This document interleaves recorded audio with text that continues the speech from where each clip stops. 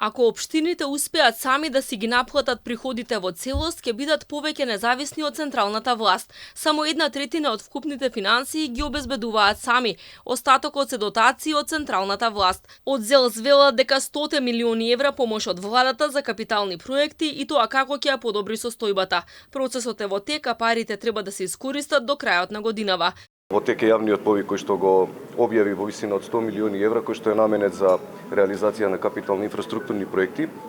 Владата преку ресорните министерства ќе го следи процесот, тоест ќе го мониторира, меѓутоа имплементацијата на средствата е во целосна одговорност на локалните самоуправи и се надевам дека оваа алатка ќе им помогне посоодветно, поодговорно и потранспарентно да ги располагаат тие средства. Што се однесува на даноците, стапката на даноци која што се слева во општините, може да кажеме дека во Република Македонија е една од најниските не само во светот и во регионот ако земеме околу нас.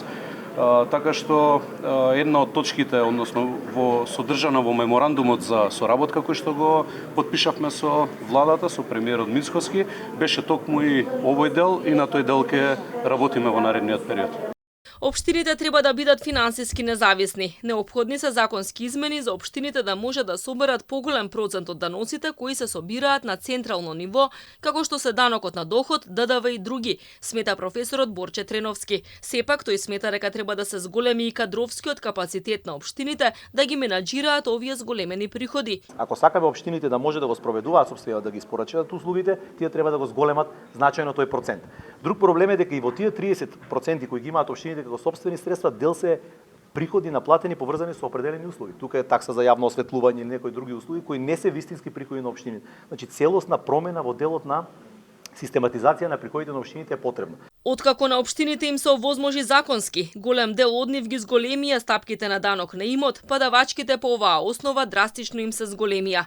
Се надминаа случаите на општини како на пример Рачиново, која немаше ниту едно изготвено решение за данок на имот, бидејќи во самата општина не постоеше ниту база на сопственици, ниту даночно оделение. Со подршка на нашиот проект тие формира даночно оделение и минатата година ние бележавме кај нив зголемување на даноците, прибирање на даноци на имот за 125% споредено со претходната година.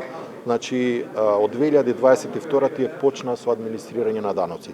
Од ЗЕЛ спотенцираат дека потегот на претходната влада, која со 50 милиони евра финансиски им помогна на општините, не вроди со плод, бидејќи тие продолжија да трупаат долгови. Сегашното решение за помош за реализација на капитални проекти ќе донесе поголема додадена вредност, велат оттаму. Во моментов, според податоците на Министерството за финансии, најзадолжено локално јавно претпријатие е Комуналец Гостивар, а најзадолжена општина е град Скопје со долг од речиси 11 милиони евра.